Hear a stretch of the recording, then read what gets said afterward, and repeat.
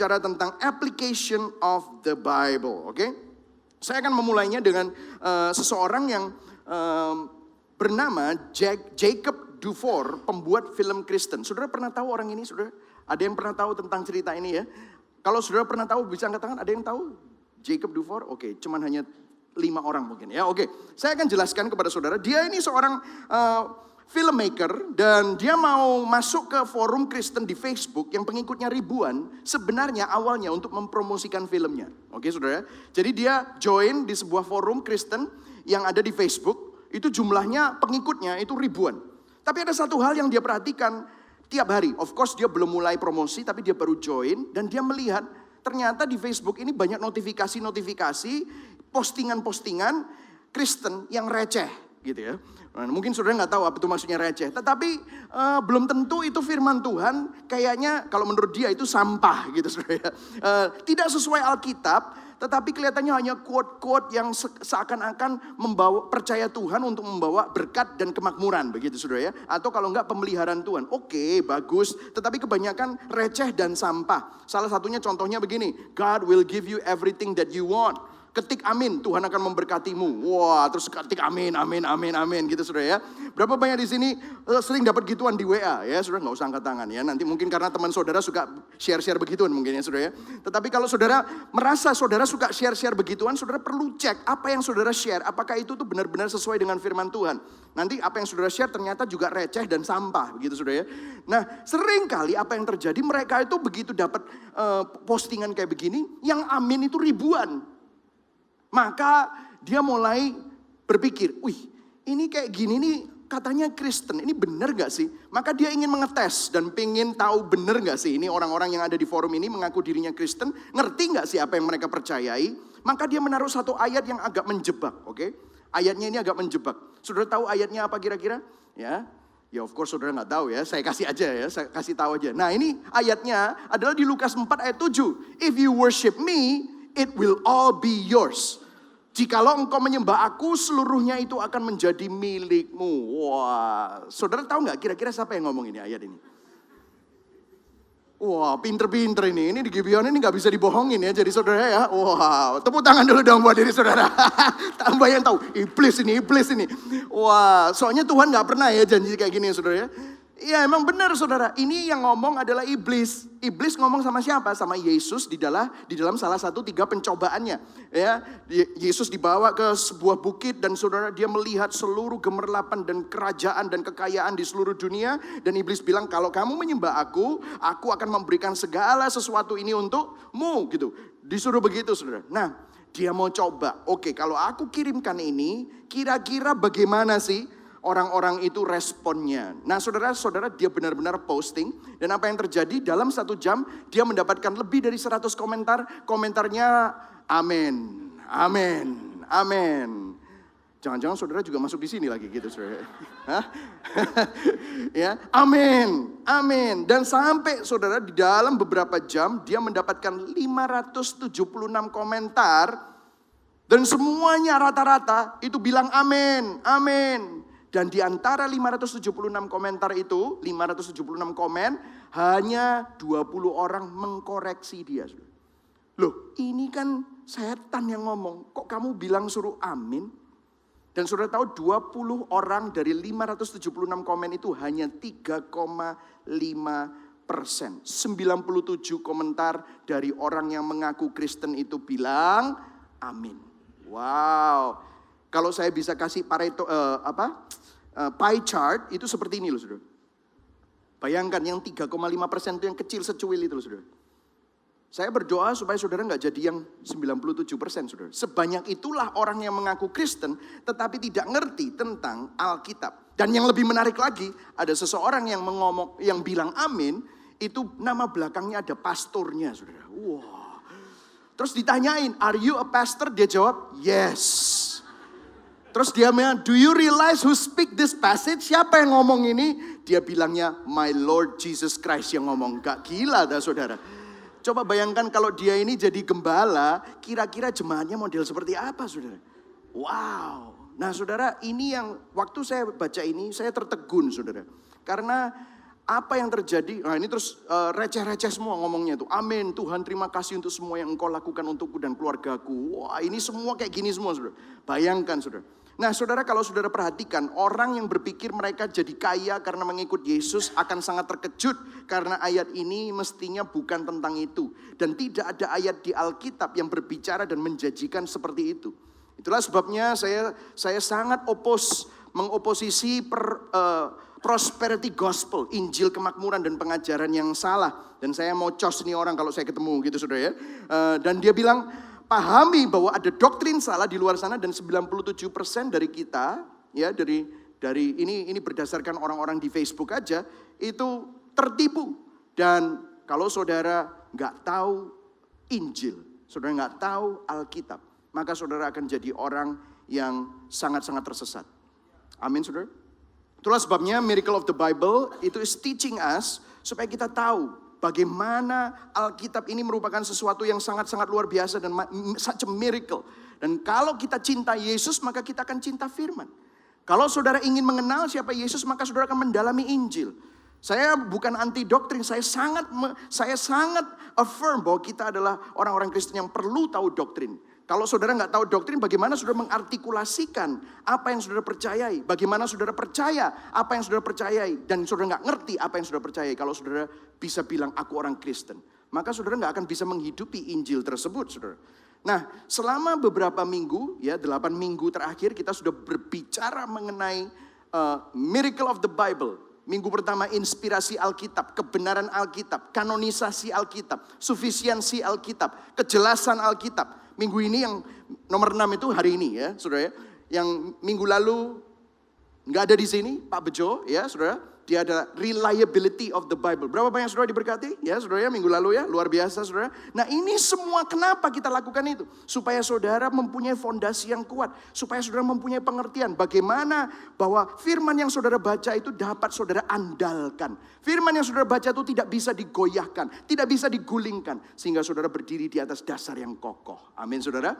Nah yang problemnya adalah saya nggak ingin apa yang saudara kenal dan saudara tahu, apa yang saudara sudah pelajari. Kadang-kadang kalau seminar apologetika itu banyak sekali yang datang. Tetapi kadang-kadang saya juga sedih karena saya bertemu dengan beberapa anak-anak muda, beberapa orang-orang yang memang suka hal-hal yang doktrinal, suka mempelajari teologi. Bagus saudara. Tetapi seringkali ini yang saya sesalkan. Dan hari ini saya berdoa melalui firman ini kita semua dapat dibangun dan diingatkan. Kadang-kadang kita ini cuman jago secara knowledge, secara pengetahuan, secara kognitif, secara pengetahuan saudara mengerti, tetapi ini semua saudara hanya pakai untuk berdebat. Kadang-kadang kita ini memang paling suka berdebat, apalagi anak-anak muda. Kalau sudah tahu sedikit gitu ya, saudara udah mulai baca buku, wah. Terus dia tiba-tiba, wah doktrin lu salah men, gitu saudara ya. Dan kita mulai berdebat. Saya enggak melarang saudara belajar doktrin. Tetapi tahukah saudara percaya firman, mengenal Injil, mengerti doktrin. Itu semua bukan untuk diperdebatkan. Yang setuju katakan amin. Saudara perlu mempertahankan iman saudara kalau diminta bertanggung jawab. Seperti 1 Petrus 3 ayat 15 ya saudara. Kalau saudara diminta untuk mempertanggung jawab, kamu ini percayanya apa? Saudara bisa menjelaskan. Tetapi seringkali yang kita pakai adalah menghakimi orang lain. Dan memperdebatkan hal-hal tersebut yang belum tentu sebenarnya itu esensinya saudara. Saudara hanya kepingin kelihatan pinter. Nah ini problem saudara. Amin ya saudara ya. Amin ya. Jangan sampai kita itu menjadi orang-orang yang seperti itu, saudara. Wah, kalau sudah ngerti mulai reform teologi, wah, sudah. Saya terus terang sangat-sangat mendalami doktrin-doktrin tersebut. Tetapi saya mau kasih tahu, Roma 1 ayat 16 bukan berkata reform teologi is the power of God, gitu, saudara ya. Teologi reform adalah kuasa Allah yang menyelamatkan, bukan, saudara. Tetapi the gospel is the power of God. Yang setuju katakan amin. Injil itu berbicara tentang apa? Tentang Yesus Kristus. Amin saudara. Jadi hari ini saya berdoa supaya saudara bukan cuma hanya mengenal Injil, mengerti doktrin untuk supaya saudara punya bahan untuk berdebat sama orang lain. Nah hari ini saya akan menjelaskan kenapa kok kita ini gak cuma hanya perlu tahu, tetapi perlu ada di sini sehingga akhirnya mengubah hidup saudara. Karena Injil yang sesungguhnya adalah Injil yang dihidupi. Saya berdoa supaya hari ini saudara dapat terbuka. Kalau kita perhatikan, semua tulisan-tulisan para rasul, dan bahkan perjanjian baru di mana gereja mula-mula, mereka nggak punya loh. Matius, Markus, Lukas, Yohanes, mereka nggak punya. Mereka cuma punya surat-surat Paulus karena ada problem di gereja-gereja mereka. Di Korintus, di Galatia, di Filipi, ya. Itu semua surat-surat Paulus untuk membenarkan masalah-masalah yang ada di dalam keadaan gereja mereka masing-masing. Mereka nggak punya itu. Yang mereka punya adalah perjanjian lama. Dan yang luar biasa adalah tetapi mereka mengerti esensinya. Dan kalau saudara perhatikan tulisan para rasul kepada jemaat-jemaat tersebut, itu bukan tentang doktrin yang perlu diperdebatkan. Memang ada yang perlu dibetulkan. Tetapi bukan perdebatan yang menjadi intinya. Nah, kita baca sama-sama, saya akan berikan contoh. Habis itu kita akan lihat di Yakobus 1, 5 ayat yang menjadi pergumulan kita. Dan kita akan satu-satu, kita akan buka satu-satu. Nah, saya ada 3 contoh. Ada banyak contohnya, tapi saya berikan 3 contoh saja. Di 1 Korintus 8 ayat 1-3. Kita baca sama-sama ya. 1, 2, 3. Kita semua mempunyai pengetahuan. Nah, baca sama-sama yang keras. Pengetahuan yang demikian membuat orang menjadi sombong, tetapi kasih membangun. Nah, ini bicara tentang doktrin yang tentang penyembahan berhala. Makan makanan untuk penyembahan berhala gitu. Terus dia bilang gini, bolehlah kita punya pengetahuan. Tetapi pengetahuan yang demikian membuat orang menjadi sombong, tetapi kasih membangun. Jadi memang esensinya bukan supaya saudara hanya tahu doktrin habis itu disimpan di sini aja. Tetapi harus sampai di sini dan akhirnya menjadi bagian dari hidup kita. Sehingga kalau orang yang mengenal Allah, itu pasti dia akan ingin mengerti doktrin. Tapi orang yang mengerti doktrin saja belum tentu mengasihi Allah. Tetapi orang yang mengasihi Allah dan mengenal Tuhan, dia pasti akan ingin mengerti banyak hal. Dan hal itu tidak akan menjadikan dia sombong, tetapi justru malah membuat dia jadi rendah hati. Karena dia sadar dia ini gak tahu apa-apa. Dan dia sadar bahwa dia ini orang yang berdosa. Tetapi karena kebaikan Tuhan, karena kasih karunia Tuhan, karena karya Tuhan yang luar biasa mulia, dia bisa diselamatkan. Beda ya saudara ya. Jadi terus ayat 2-nya lihat bilang apa? Jika ada seorang menyangka bahwa ia mempunyai sesuatu pengetahuan, maka ia belum juga mencapai pengetahuan sebagaimana yang harus dicapainya. Jadi gini loh, kalau ada orang-orang hebat, orang-orang pinter, ya saudara ya. Kalau saudara perhatikan itu ya, saudara saya lagi baca buku Francis Schaeffer. Kalau saudara baca bukunya C.S. Lewis, saudara baca bukunya Alvin Plantinga, itu orang-orang pinter semua. Kadang-kadang saya ini garuk-garuk kepala baca mereka, kok bisa ya mikir seperti itu ya. Tetapi orang-orang pinter tersebut, itu kalau saudara tahu orang-orang pinter itu, ada orang yang lebih pinter lagi. Ada orang yang lebih berpengetahuan. Jadi kalau saudara ngerti sedikit ya, jangan sombong. Jangan sok tahu. Nangkep saudara ya? Kenapa? Kalau saudara ngerti sedikit, dan saudara merasa, pokoknya ini punya aku paling benar, semuanya salah, sesat. Saudara ini problem. Kenapa?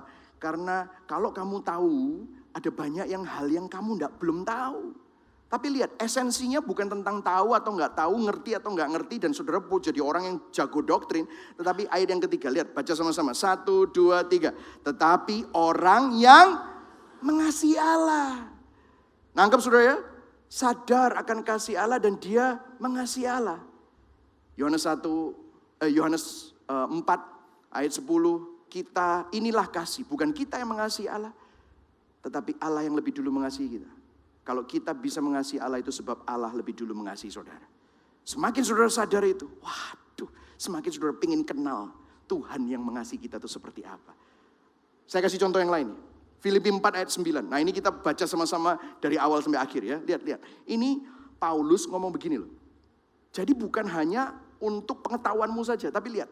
Kita baca ya dari awal. 1, 2, 3. Dan apa yang telah kamu pelajari. Dan apa yang telah kamu terima. Dan apa yang telah kamu dengar. Dan apa yang telah kamu lihat padaku. Lakukanlah itu. Practice it. Maka Allah sumber damai sejahtera akan menyertai kamu. Mungkin saudara pikir, jadi supaya ada damai sejahtera harus gitu ya. Ini sepertinya sebab akibat ya. Kalau saudara baca ayat 6-8, ini bukan sebab akibat.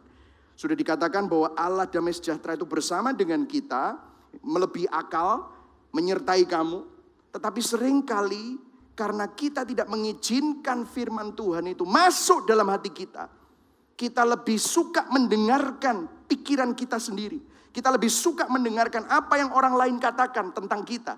Kita lebih suka mendengarkan apa yang dunia, opini-opini dunia katakan tentang keadaan zaman. Sehingga kita tidak sadar dan lupa bahwa Allah sumber damai sejahtera itu selalu menyertai saudara dan saya. Sehingga saudara nggak bisa rest, saudara penuh dengan kecemasan, saudara penuh dengan ketakutan, saudara penuh dengan kekhawatiran. Ini yang terjadi dengan banyak orang Kristen. Mereka bilang katanya mereka ada di dalam Kristus, tetapi mereka butuh obat tidur, mereka butuh obat penenang, mereka stres, depresi. Yang mereka butuhkan sebenarnya adalah Yesus Kristus, merenungkan kebaikan Tuhan dalam hidup mereka. Jadi jangan hanya dipelajari, jangan hanya didengarkan, jangan hanya dilihatin, tetapi practice it. Yang setuju katakan amin, ya saudara ya. Dan kemudian yang terakhir 1 Tesalonika 2 ayat 3. Oh ini saya masih bahasa Inggris ya. THESS, THESS itu Thessalonian ya dalam bahasa Inggris ya. Dia bilang gini, dan karena itulah kami tidak putus-putusnya mengucap syukur juga kepada Allah. Sebab kamu telah menerima firman Allah. Bahasa aslinya adalah welcome. Katakan sama-sama welcome, welcome. Saudara pernah bertamu ke rumah orang terus di welcome? Terus saudara di welcome-nya dengan hangat gitu ya saudara ya. Saudara mendapatkan bukan cuma hanya tinggal di ruang tamu, saudara diundang ke ruang keluarga, makan sama-sama di meja makan. Wah rasanya enak gitu ya saudara ya. Saudara lihat ya. Kalau saudara mendengar firman Allah itu bukan cuma hanya terima biasa, tetapi di welcome. Dibuka hati saudara, welcome. Kamu telah menerima firman Allah yang kami beritakan itu bukan sebagai perkataan manusia. Tapi memang sungguh-sungguh demikian sebagai firman Allah yang bekerja, effectual. Akhirnya bukan cuma hanya di welcome, tetapi ada efeknya dalam hidupmu. Supaya saudara itu bukan cuma hanya orang-orang yang punya pengetahuan, tetapi orang-orang yang dirubah oleh kuasa Injil dalam hidup saudara dan saya. Amin ya. Jadi kalau saya bisa kasih kesimpulan, poin pertama kita hari ini adalah, kita baca sama-sama yuk. 1, 2, 3. Injil bukan hanya untuk dimengerti, tetapi untuk dihidupi. Katakan pada kanan kirimu, bukan untuk kamu, itu untuk saya bro. Nah ayo ngomong-ngomong sama satu sama lain. Itu untuk saya. Kalau itu untuk kamu, itu kan namanya nyuruh orang lain untuk gitu ya saudara ya. Tapi itu untuk kita semua. Yang setuju katakan amin ya. Injil bukan hanya untuk dimengerti, tetapi benar-benar untuk dihidupi. Nah kita akan masuk di dalam Yakobus. Kita akan baca 5 ayat dan kemudian 6 ayat dari ayat 19 sampai ayat yang ke-25. Dan kita akan melihat pelajaran kita hari ini ya. Ini contoh soalnya bagaimana ya. Yakobus 1 ayat 19. Saya akan bacakan yang ganjil, saudara baca yang genap ya. Kita bergantian baca ya. Ayat 19 dulu, oke. Yakobus 1 ayat 19. Hai saudara-saudara yang kukasihi, ingatlah hal ini. Setiap orang hendaklah cepat untuk mendengar, tetapi lambat untuk berkata-kata, dan juga lambat untuk marah. Ayat 20, saudara. Sebab amarah manusia tidak mengerjakan kebenaran di hadapan Allah. Saudara ini ada yang menarik karena dikatakan apa? Cepat untuk mendengar, lambat untuk berkata-kata, dan juga lambat untuk marah. Manusia itu kebalikannya ya saudara. Ya kan? Gak cepat mendengar, lambat banget untuk mendengar. Tapi cepat apa? Ngomong dulu. Disinilah biasanya sering terjadi miskomunikasi. Betul ya saudara ya? Berapa banyak di sini pernah berantem sama orang gara-gara miskomunikasi? Nggak usah angkat tangan, kita semua pernah, ya kan saudara ya. Cepat banget untuk ngamuk, marah, tersinggung. Ini yang terjadi. Cepat untuk mendengar, mestinya cepat untuk mendengar, lambat untuk berkata-kata, lambat untuk marah. Ini berbicara tentang suatu natur yang baru, saudara. Ada sesuatu yang tidak lazim, bertentangan dengan natur dunia. Natur saudara dan saya ini nggak seperti ini sama sekali. Betul ya saudara? Kita biasanya lambat banget untuk dengerin. Tapi kita cepat ngomong, cepat tersinggung, cepat marah. Ini nggak sesuai. Nah tahukah saudara, ini nanti kita lihat akan ada hintnya.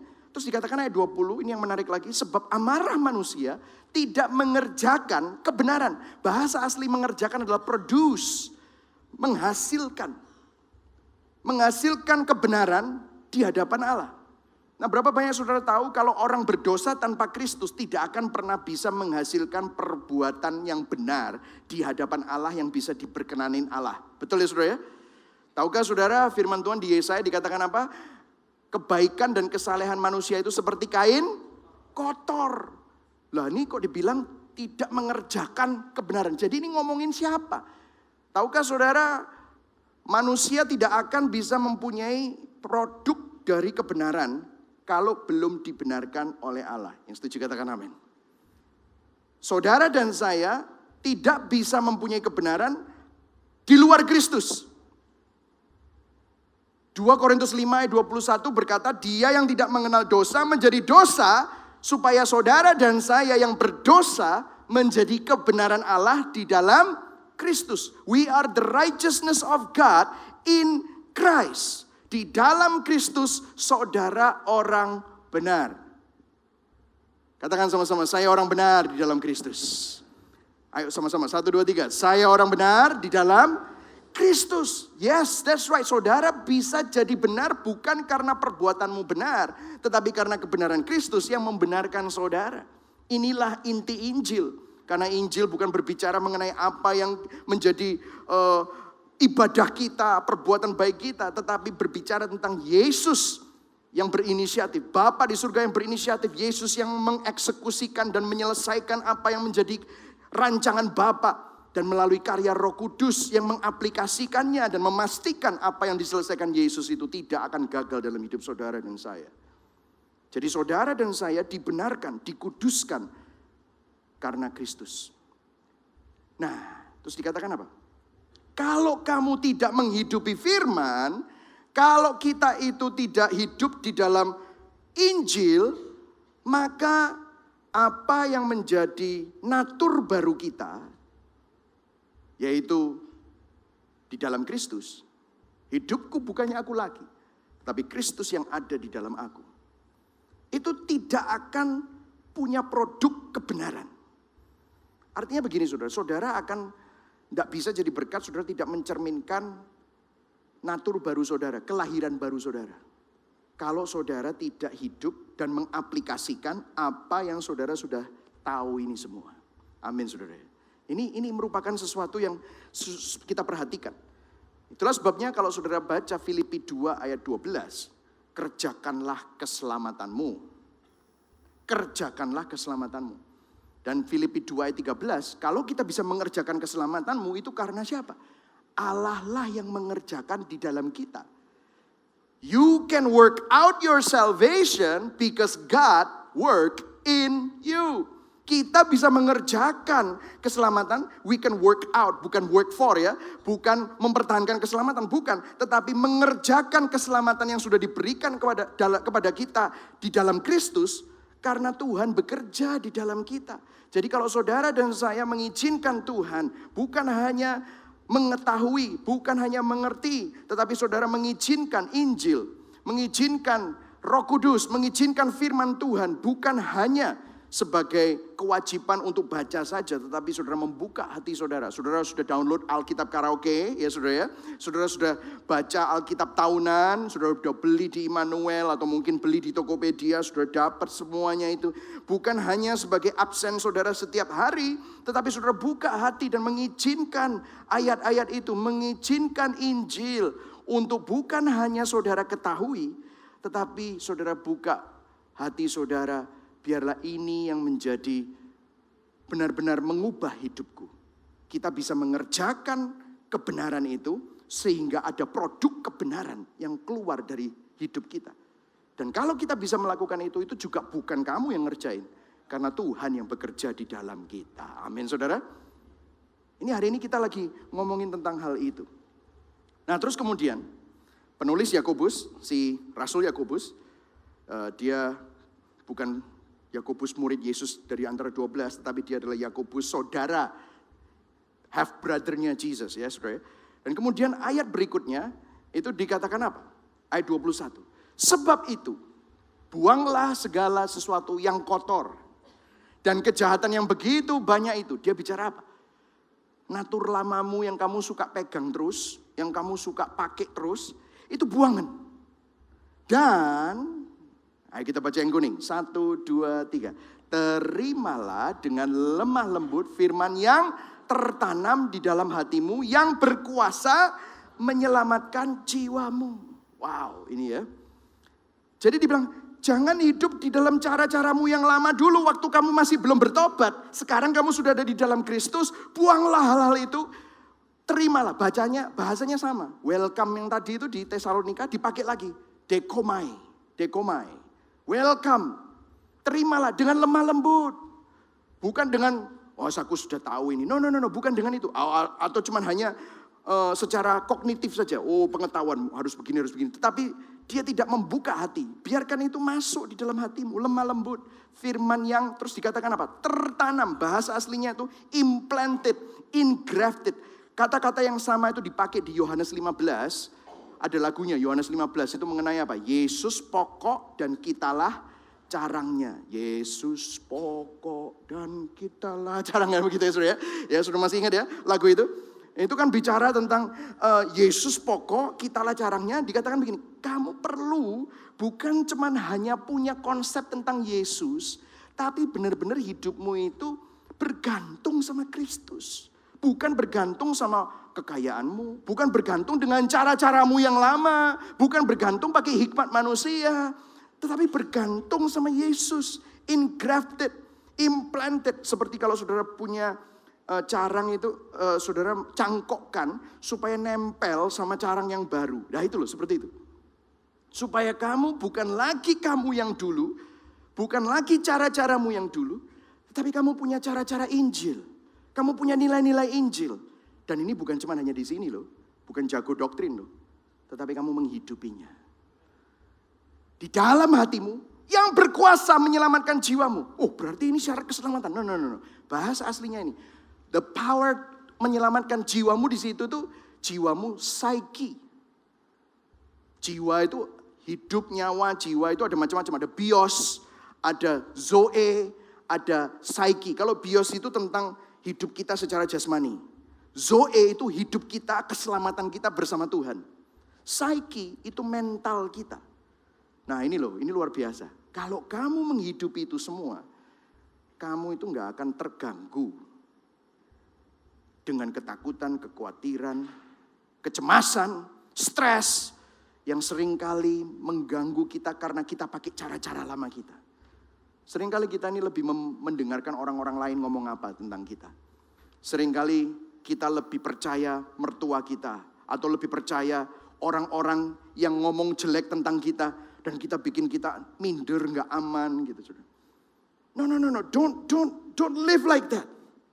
Biasanya kita bereaksi, berusaha, cari perhatian. Berusaha untuk mengisi harga diri dengan pencapaian.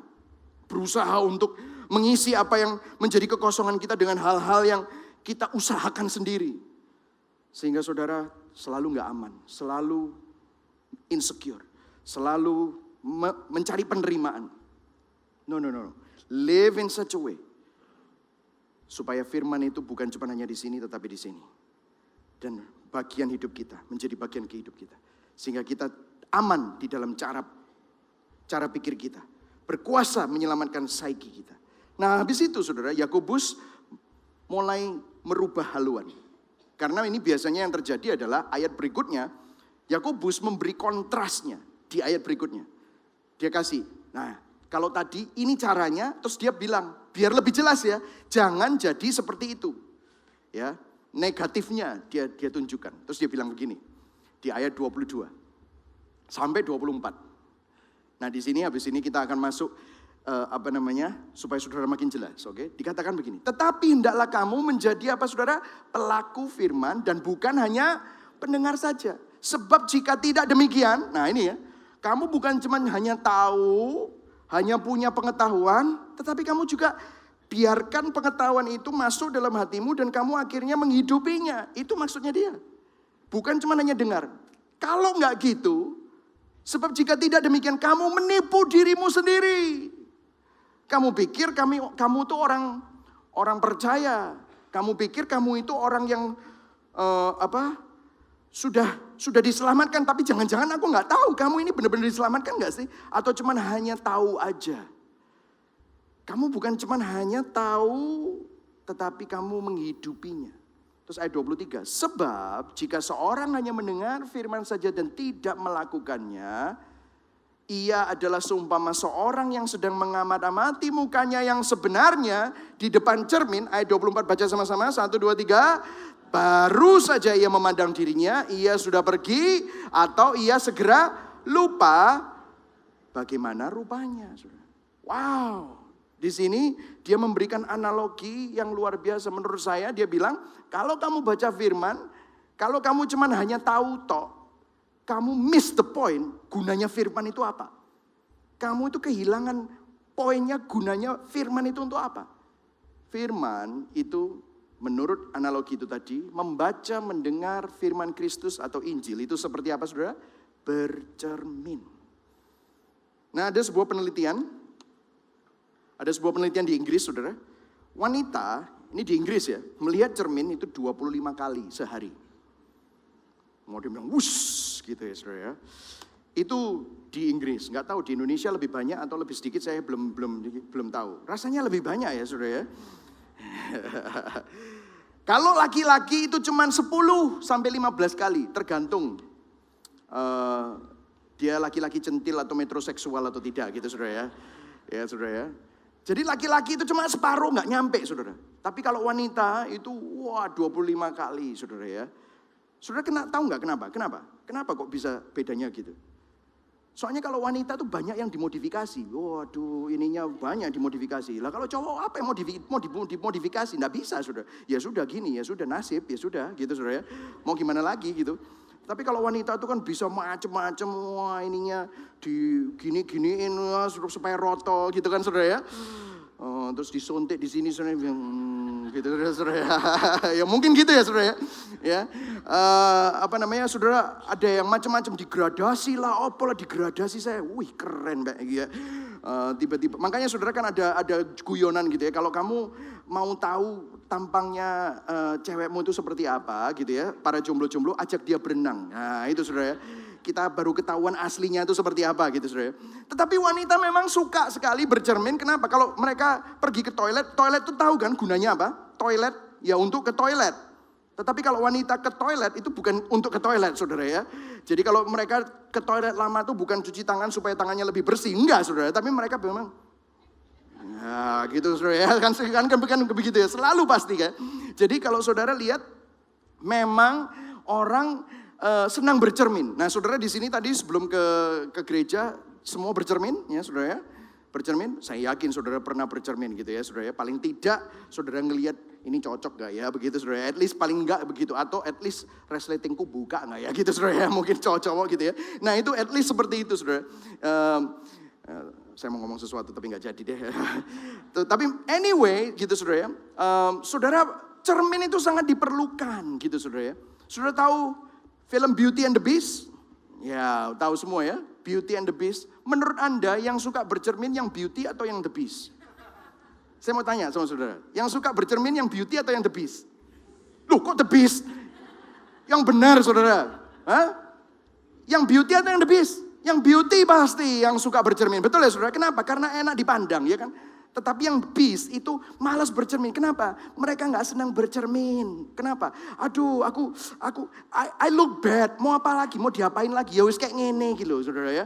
Bahasa Jawanya gitu ya. Maaf ini yang live streaming dari luar pulau gitu ya. Ya kadang-kadang kita nggak bisa ngerubah apa-apa. Ya sudah seperti ini gitu. The Beast itu biasanya nggak suka lihat cermin. Tahu saudara? Kenapa kok orang Kristen nggak suka baca firman? Karena waktu kita baca firman, kadang-kadang kita lihat, aduh, banyak hal-hal yang aku ini, aduh Tuhan, so bad. Tertuduh, betul ya saudara? Aduh, apalagi kalau sudah bagian, kalau kamu ditampar pipi kananmu, berikanlah pipi kirimu. Wong Surabaya, ngajak tarung iki ya saudara kan, bonek gitu kan, enak aja kalau bisa aku sikat. Tak ijek-ijek pisan gitu kan begitu saudara. Men, susah banget ya.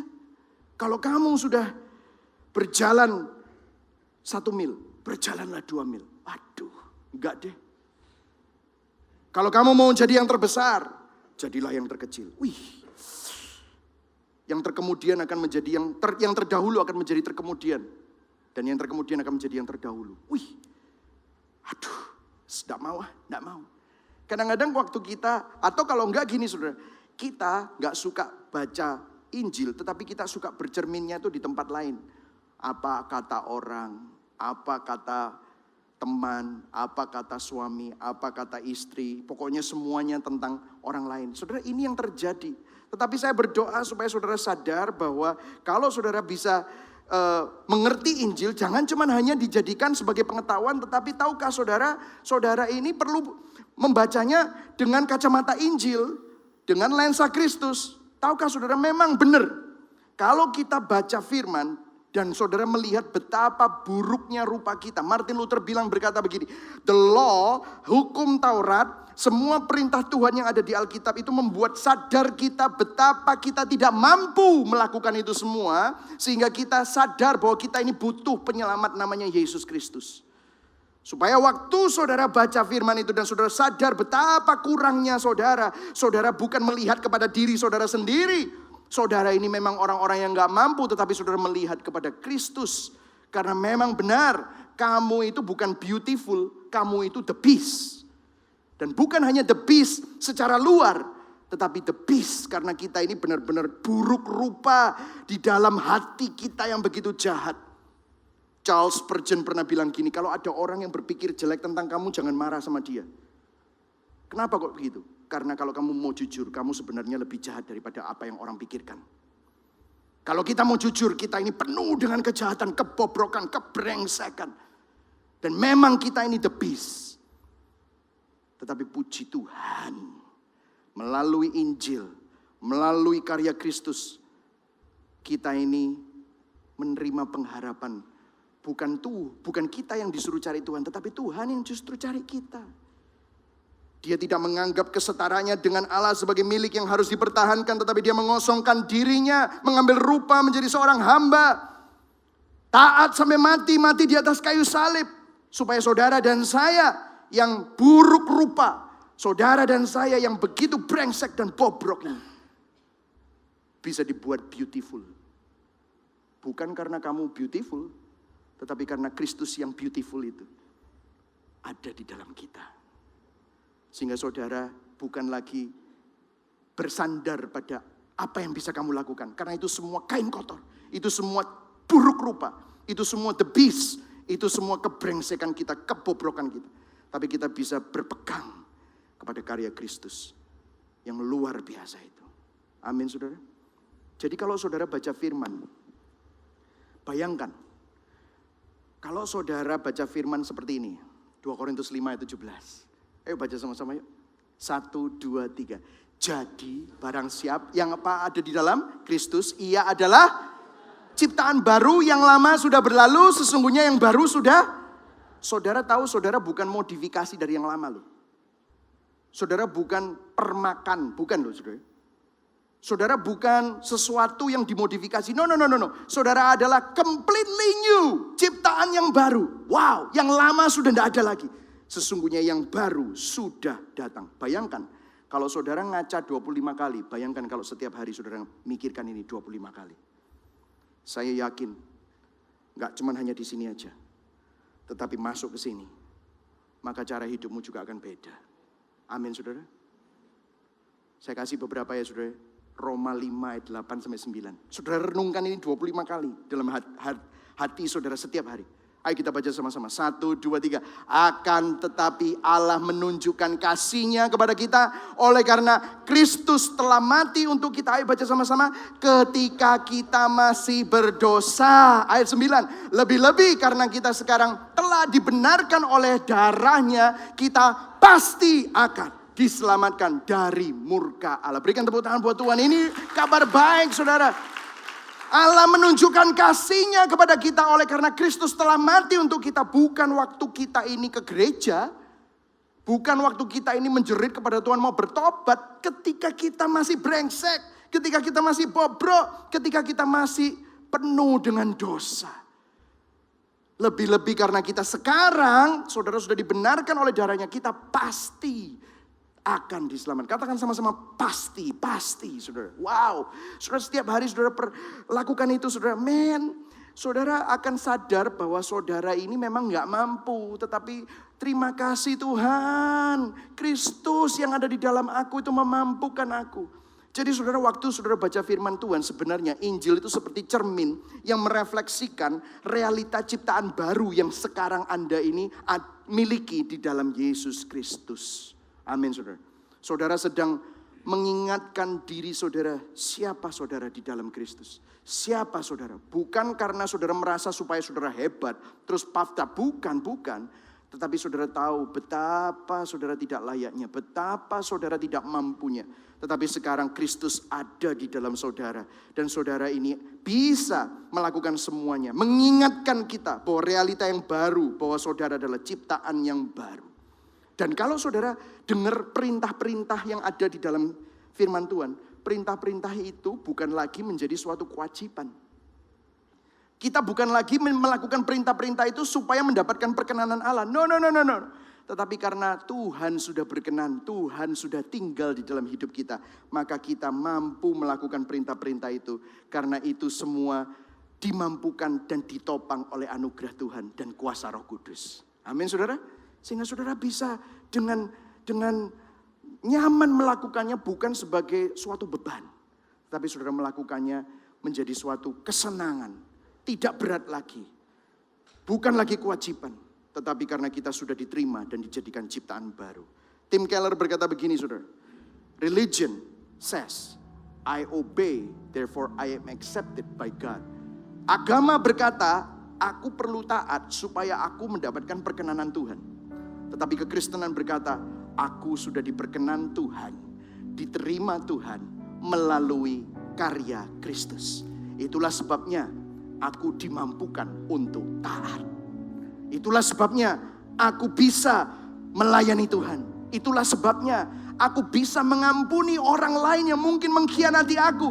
Karena aku sudah mengkhianati Tuhan berkali-kali. Tetapi Tuhan melalui anugerah kasih karunia tetap mengasihi aku. Memberikan aku anugerah kasih karunia-Nya. Siapa aku Tuhan? Kok bisa aku diterima? Kok bisa aku diampuni?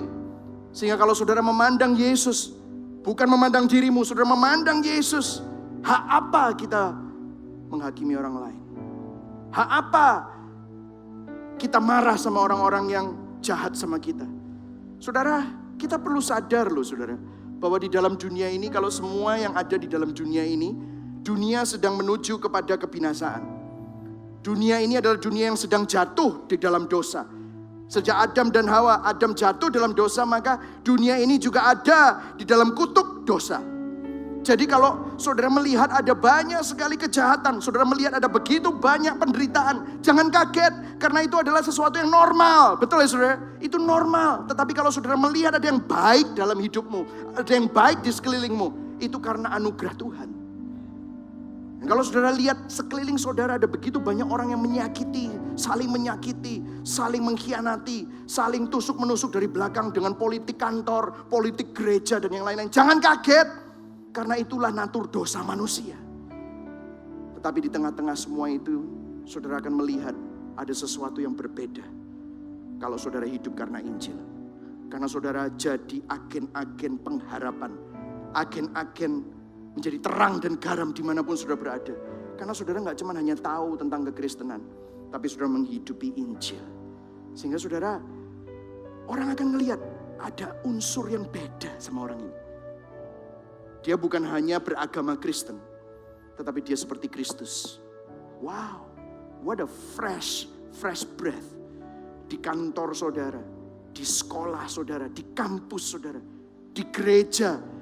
Ada orang-orang yang seperti itu. Saudara lihat, terakhir ayat 25 dikatakan, tetapi barang siapa meneliti hukum yang sempurna. Hukum yang sempurna itu apa? Yaitu hukum yang memerdekakan orang. Coba saudara pikir, hukum apa yang memerdekakan orang? Biasanya hukum itu tidak memerdekakan orang, tetapi malah mengekang orang. Nggak boleh ini, nggak boleh itu, nggak boleh ini, nggak boleh itu. Betul ya saudara? Dan ia bertekun di dalamnya, jadi bukan hanya mendengar untuk melupakannya, tetapi sungguh-sungguh melakukannya. Ia akan berbahagia oleh perbuatannya. Maksudnya apa? Saya kasih ilustrasi, sekali lagi ini ilustrasi ya saudara. Ilustrasi. Kalau saudara lihat, saya lepaskan ini telepon.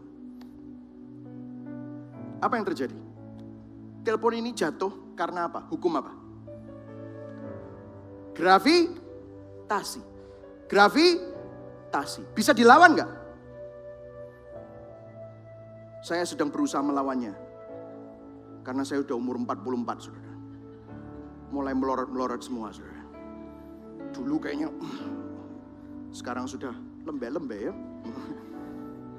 Hukum gravitasi tidak bisa dilawan, saudara. Tapi kalau saudara, yaitu, terus ini juga hukum gravitasi. Masa tiba-tiba saya gini terus tiba-tiba melayang? Gitu kan, nggak bisa kan? Kecuali kita ada di bulan atau di angkasa, di mana hukum gravitasi sudah tidak berlaku. Tetapi kalau saudara perhatikan, lihat gambar ini. Di airport, ini beratnya berapa? Ratusan ton, ribuan ton.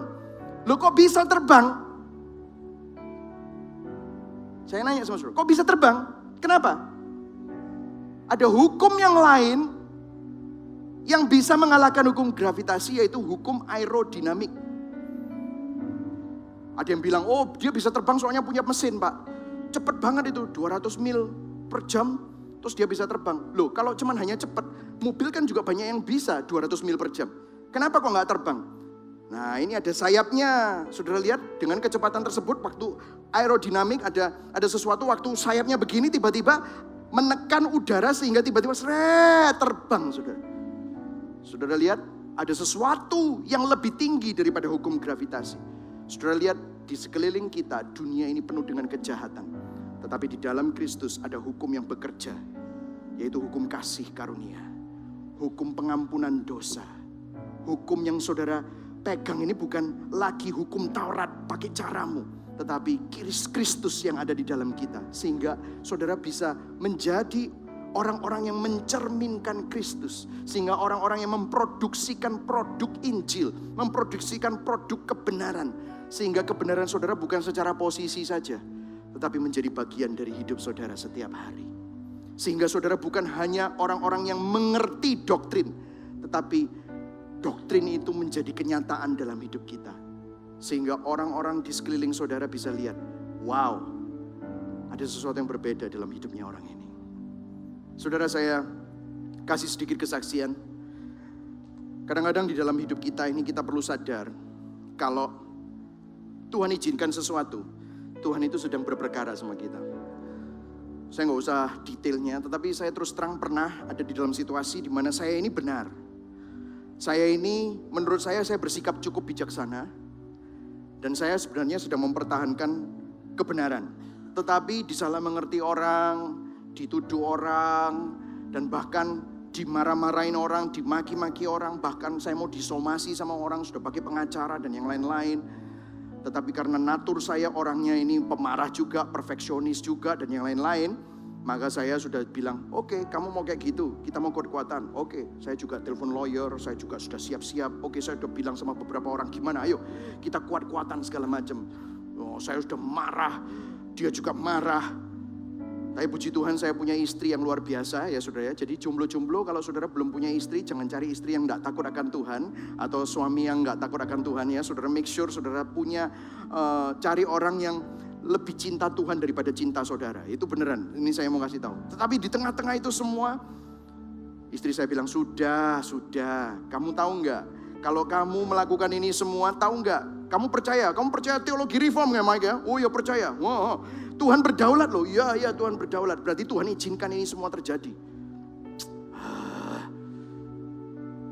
Enggak, pokoknya aku enggak mau. Wah, gitu. Enggak mau. Gitu. Tapi saudara, Tuhan itu tidak bisa melepaskan saya. Saya waktu nyetir mobil, waktu di mobil pasang Spotify loh. Pasang Spotify atau apa. Tiba-tiba playlistnya banyak lagu tentang pengampunan. Aku sampai patenia mencekno itu.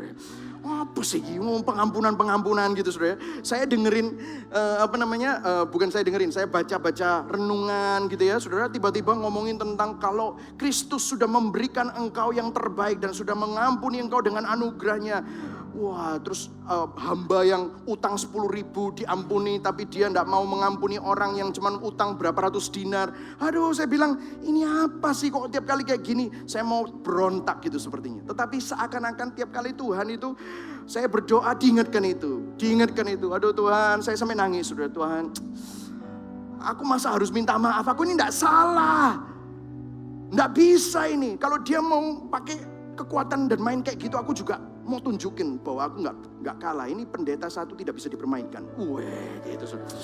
Wah, gitu saudara. Saya rasanya seperti mau begitu saudara. Tetapi di tengah-tengah itu semua saya melihat bahwa Tuhan itu berperkara. Sampai akhirnya saya ngomong sama istri saya, kamu benar sih. Aku nggak bisa lari seperti itu. Oke, aku juga sudah berdoa sih buat kamu. Wah, ini rahasianya, rupanya dia yang berdoa buat saya ya. Terus akhirnya apa yang harus aku lakukan ya? Menurut kamu gimana? Maksud aku minta maaf, Rek? Gengsi. Minta maaf ya. Ya dia cuma diem aja sambil senyum-senyum. Ya memang benernya minta maaf. Ya wis lah, minta maaf. Ya sudahlah, saya telepon orang tersebut. Saya dengan itikat baik minta maaf. Waktu minta maaf, dia tiba-tiba naik pitam. Meso Surabaya semuanya direntet. Terus diulang lagi. Waduh, teriak-teriak lagi. Saya sampai, oh Tuhan, istri saya bukan gini. Kristus sudah mengampuni kamu. Ya benar. Yes. Ya, saya minta maaf ya. Saya minta ampun. Can you forgive me? Minta ampun itu sama Tuhanmu sana. Waduh, gitu. Yes. Pendeta kok seperti itu. Wah, iya. Saya enggak seperti Kristus, maaf gitu. Saudara, pada waktu itu saya benar-benar baru cuman segitu aja, sakitnya setengah mati, saudara. Tapi waktu itu saya merasakan ada sesuatu yang relief di dalam hati saya. Tuhan, aku tahu bahwa aku melakukan ini bukan strategi politik atau aku melakukan ini sebagai diplomasi. Waktu saya ketemu sama orangnya, saya salami dia. Saya salami dia bukan sebagai cara politik, bukan. Tetapi saya cek, hati saya ada yang marah enggak? Enggak. Wow, thank you Tuhan. Saya enggak apa-apa sama dia, sama sekali. Dan saudara tahu, saya masih belum sempurna, masih aja terjadi. Kemarin minggu lalu, saya harus minta maaf sama 3 orang di Gibeon. Kenapa? Saya tahu ada orang-orang yang mungkin tersinggung sama saya karena mungkin saya nggak tahu. Saya punya banyak blind spot, saya nggak tahu. Tetapi kalau Tuhan izinkan sampai saya tahu ada orang yang tersinggung sama saya bukan gini, mana orangnya? Tak kasih tahu. Bukan itu maksudku, tahu nggak? Gitu. Tambah tersinggung lagi saudara ya. Tapi saya melihat, aduh Tuhan, kok bisa ya? Aku ini nggak sempurna Tuhan. Tolong aku Tuhan supaya aku yang nggak sempurna ini biar Engkau terus sempurnakan. Supaya aku ini bisa semakin seperti Kristus. Saya sudah tidak marah lagi. Saya semakin cari orang tersebut. Sorry ya, I really don't know. Kalau apa yang aku lakukan itu seperti itu. Saudara, saya yakin di dunia butuh orang-orang yang menghidupi Injil. Bukan hanya tahu doktrin Injil. Saya berdoa supaya saudara sadar bahwa ada kekuatan yang luar biasa yang bekerja dalam hidup saudara. John Piper berkata, grace is the enabling gift and power of God, not to sin. Grace is power, not just pardon. Pengampunan dosa, anugerah itu bukan hanya pengampunan dosa, tetapi anugerah itu juga kuasa. Kuasa dalam hidup saudara. Kuasa untuk apa? Untuk menghidupi Injil. Kuasa untuk apa? Kuasa untuk menang atas kecanduan-kecanduan dosamu. Kuasa untuk apa? Untuk mengaplikasikan Injil. Kuasa untuk apa? Kuasa untuk mengampuni orang lain. Kuasa untuk mengasihi bahkan orang yang paling resek dan nyebelin sekalipun. Kuasa untuk apa? Kuasa untuk mengampuni orang-orang yang mengkhianati engkau. Kuasa untuk apa? Untuk mengasihi orang-orang yang mungkin membenci engkau. Karena pada saat yang sama kita tahu kita adalah orang-orang yang sudah berbuat jahat sama Tuhan. Tetapi kita diterima dan menerima kasih karunia Tuhan. Amin saudara.